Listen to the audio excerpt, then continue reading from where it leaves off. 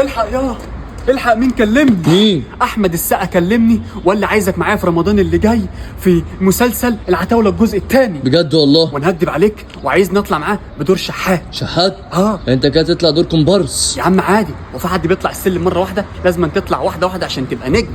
وبقول لك ايه، انا لازم اعمل بروفه دلوقتي عشان لما اجي اطلع شحات ابقى عارف هعمل ايه، ماشي؟ ولا تطلع شحات اعمى، ماشي؟ فانا جبت النضاره. جاهز؟ جاهز.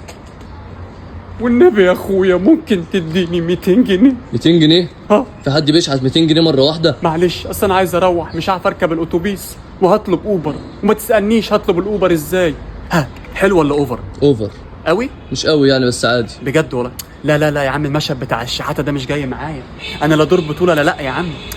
وبعدين البت بتاعتي لو شافتني كده في التلفزيون دي ممكن تسيبني يا راجل.